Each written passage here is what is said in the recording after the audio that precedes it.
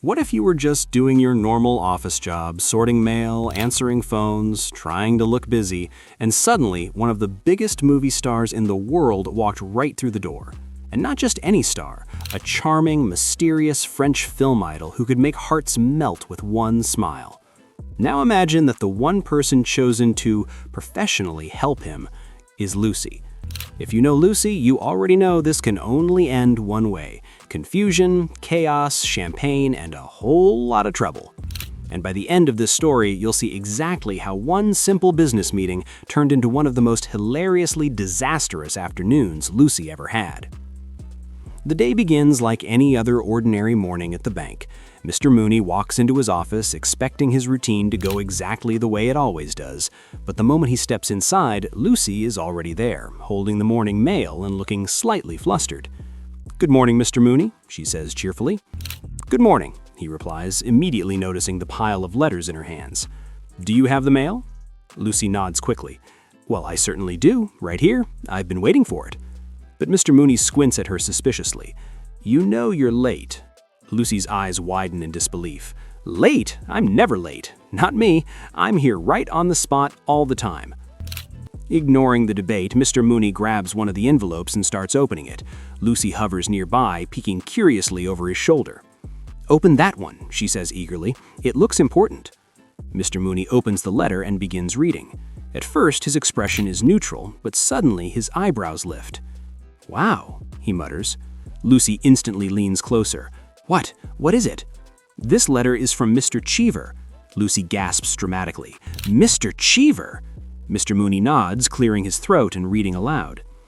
"Dear Mooney, Monsieur Jacques Dupré will arrive in Los Angeles on Monday, and I have suggested that he visit you in your office." Lucy freezes. "He's coming here?" she blurts. Mr. Mooney continues reading. "His company is scheduled to produce pictures in Hollywood.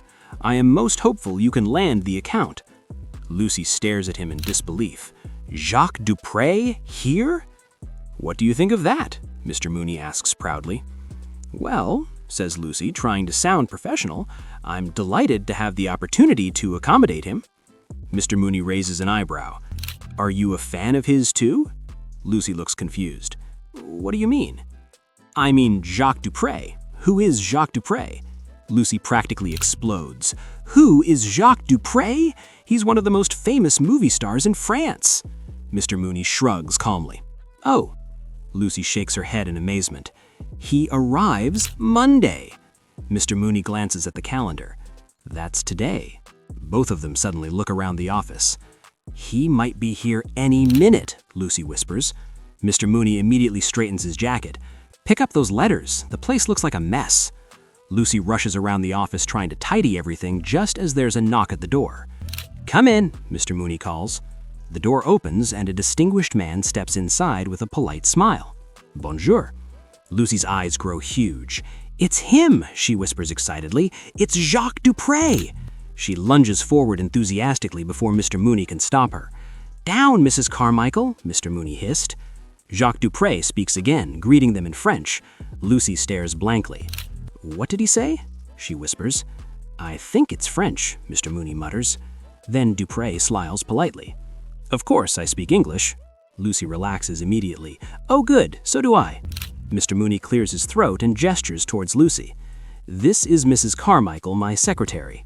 Lucy beams. "Hello." Dupré smiles charmingly and takes her hand. "Pleasure."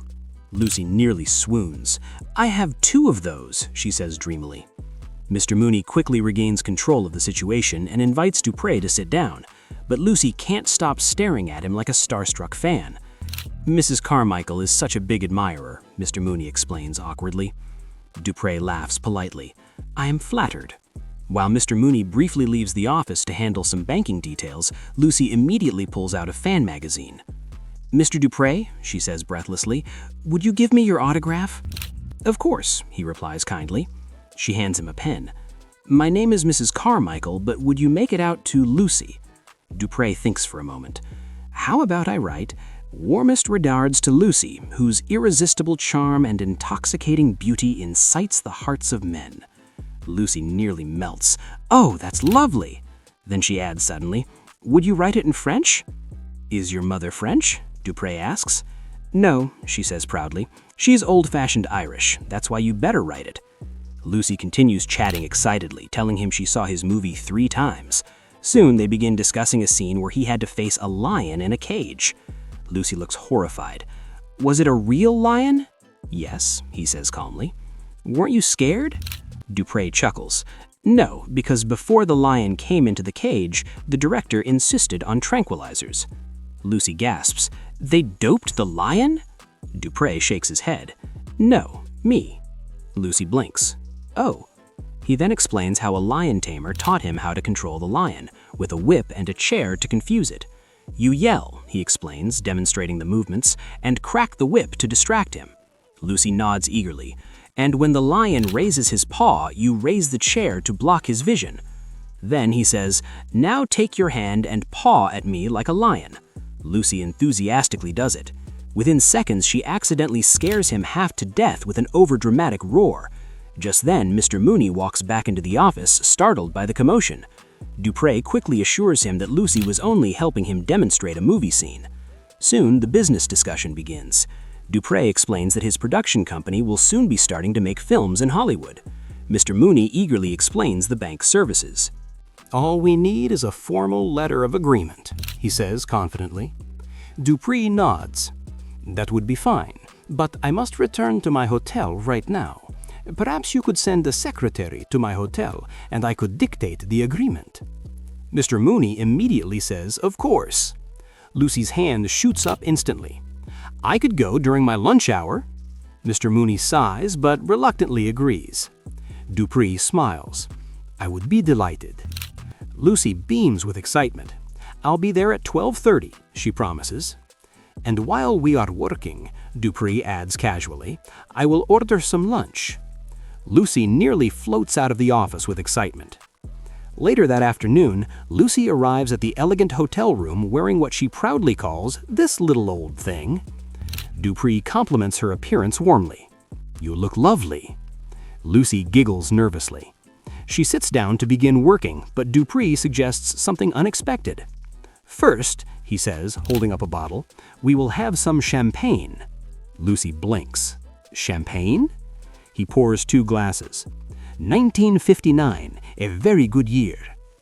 Lucy hesitates, but accepts the glass. Well, my, she says. I've worked for a lot of people, but I've never had a job where you drink champagne. They begin chatting casually while sipping. Lucy becomes increasingly excited. When I saw you in the movies, she says dreamily, I never imagined I'd be sitting here drinking champagne with you. Soon, the champagne begins to affect her. Her French suddenly becomes creative. Hinky-dinky parlez-vous, she announces proudly. Dupré politely nods. Very good. Eventually, Lucy remembers the purpose of the meeting. Oh, the letter, she says suddenly. Dupré begins dictating the agreement while Lucy tries to write it down, but the room seems to spin slightly. Then she gets hiccups. Trying to cure them, Lucy remembers a trick. Take several swallows while holding your nose. Unfortunately, the something she chooses to swallow is more champagne. After several large gulps, Lucy confidently declares, that ought to do it. Now things really begin to go downhill. Lucy tries to take dictation, but her pen stops working. Dupré gently points out that she's holding it upside down. Embarrassed but determined, Lucy keeps trying. But the champagne continues working its magic. Soon she starts imagining the hotel room is a boat and worries she might miss the gangplank. Dupré finally realizes the situation. Mrs. Carmichael, he says gently, you have been drinking. Lucy nods happily. Only a little champagne, and it was a very good year. Meanwhile, back at the bank, Mr. Mooney becomes increasingly nervous about the missing agreement. When Lucy finally returns, slightly wobbly, the situation explodes. Where is the letter? Mr. Mooney demands. Lucy blinks. What letter? The agreement. Lucy sighs. Oh, that letter. She admits she didn't get it. Mr. Mooney erupts. You've lost us an important client. He angrily fires her on the spot and tells her to clean out her desk. Lucy begins packing her things dramatically, complaining about unemployment insurance and how she'll finally get a raise. Just then, the office door opens again, and in walks Jacques Dupree. He smiles politely. "I dropped by to give Mrs. Carmichael the letter of agreement." Lucy gasps, "The letter!" Mr. Mooney snatches it eagerly. Dupree then turns to Lucy warmly.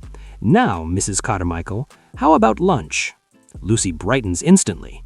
But he adds one condition: "No more champagne." Lucy smiles sweetly. "Of course not," she promises. And as Lucy happily leaves the office with the famous movie star, Mr. Mooney is left standing there completely speechless, wondering how his quiet banking day turned into absolute chaos. Because whenever Lucy gets involved, even the simplest job can turn into the most unforgettable adventure imaginable.